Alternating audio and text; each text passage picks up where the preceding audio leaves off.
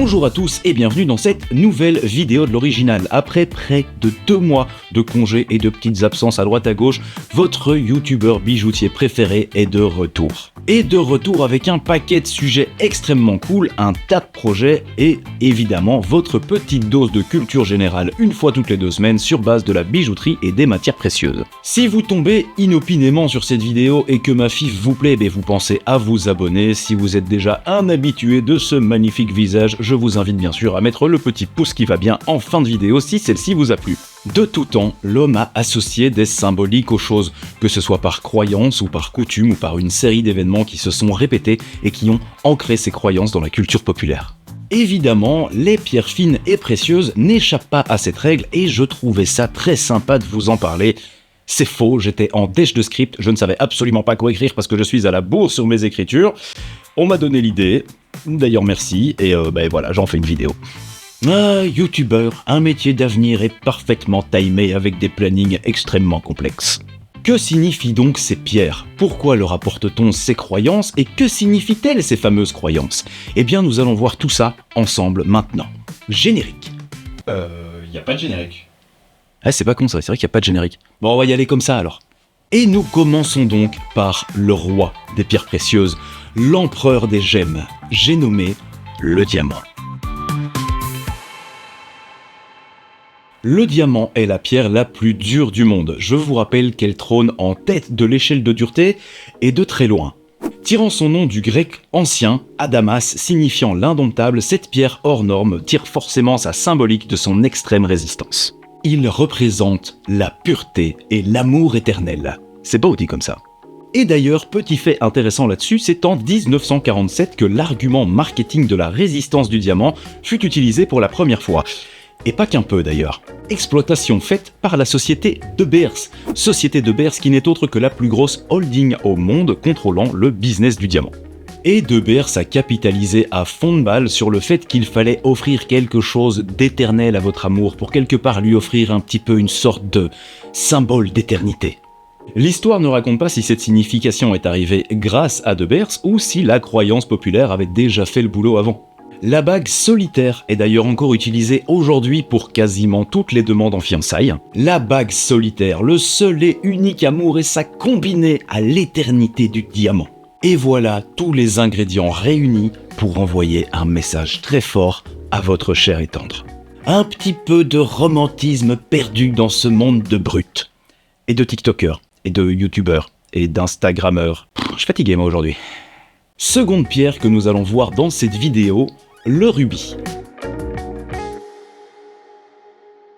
De la famille des corindons, il se situe juste en dessous du diamant en termes de dureté sur cette fameuse échelle indicative. Le rubis est connu pour être cette gemme rouge et flamboyante associée depuis longtemps à la noblesse et à la royauté. Il est donc un symbole de pouvoir, mais pas que, parce qu'on l'associe également à la charité, à l'amour divin, ainsi qu'à la loyauté. Et également considéré comme un emblème d'amour populaire, puisqu'il symbolise le feu et le sang. Il semblerait d'ailleurs que le peuple ait besoin de choses plutôt étranges pour être heureux. Bah quoi, ça te rend pas heureux toi le feu et le sang?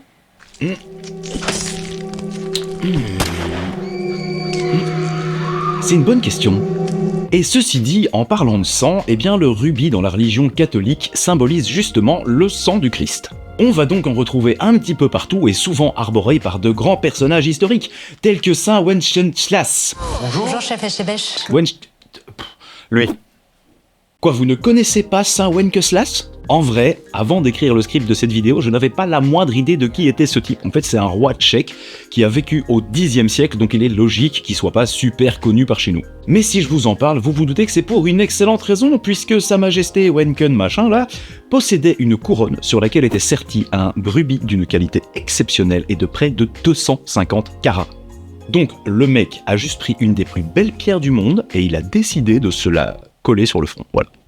Le petit frère du rubis a quant à lui une signification légèrement différente. Laissez-moi vous parler du saphir, il s'agit d'une pierre qui est exactement de la même famille que le rubis dont je viens de vous parler. Et là où le rubis est rouge, le saphir est forcément de toutes les autres couleurs. On reconnaît les habitués de la chaîne qui ne se sont pas laissés prendre au piège, car effectivement, le saphir peut arborer toutes les couleurs de l'arc-en-ciel, excepté le rouge, sinon on parle de rubis, mais sa couleur la plus emblématique et la plus connue reste évidemment le saphir bleu. Le saphir, en termes de symbolique, est un petit peu à l'opposé du rubis, puisqu'on ne parle pas ici d'une signification ardente, mais beaucoup plus apaisée. Et on lui associe notamment la sagesse, la fidélité, la vérité et le paix. La paix. La paix, oui, pardon, la paix. Son nom lui vient de l'hébreu nommé tantôt Saphar ou Saphir, signifiant la plus belle chose. Allez, ça part! Petit truc intéressant avec les corindons, donc les pierres de la famille du rubis et du saphir, c'est que depuis 1902, grâce à monsieur Auguste Verneuil, eh bien il est possible de fabriquer ces pierres de manière synthétique. Mais il est surtout possible de fabriquer du rubis de synthèse chez vous à l'aide de votre four à micro-ondes. Alors ça paraît un petit peu foufou comme ça fera même probablement l'objet d'une autre vidéo, mais pour l'instant, j'étudie le projet parce que j'ai pas forcément envie de faire exploser ma baraque. Et forcément, vous le sentez arriver, les pierres précieuses étant au nombre de 4, il nous en manque une, et j'ai nommé l'émeraude.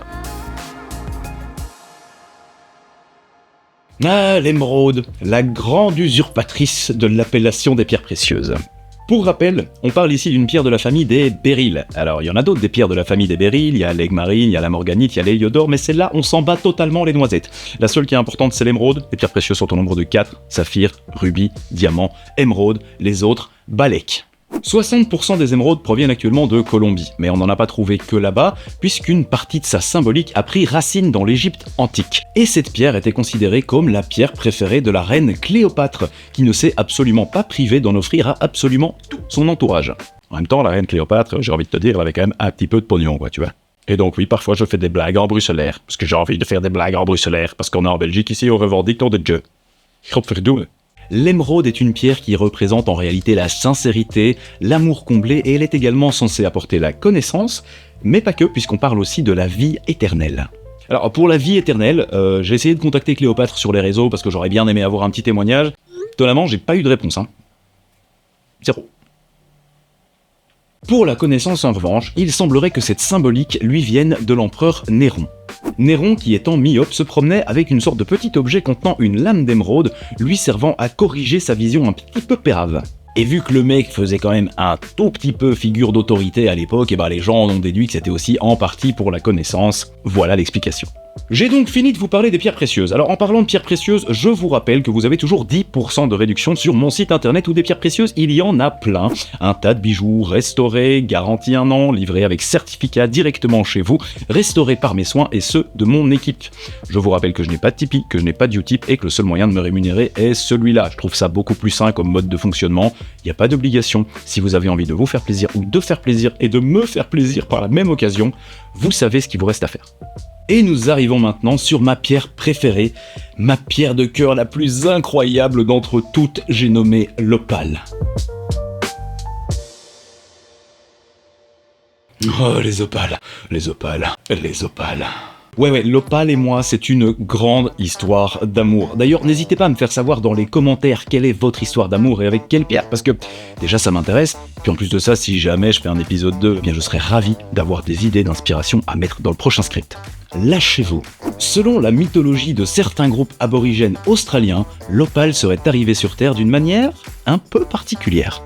Le dieu créateur serait en réalité un jour descendu sur Terre en glissant sur un arc-en-ciel, et lorsque ses pieds ont touché le sol, les pierres sous ses pas se sont mises à briller de toutes les couleurs résiduelles restant de ce fameux arc-en-ciel.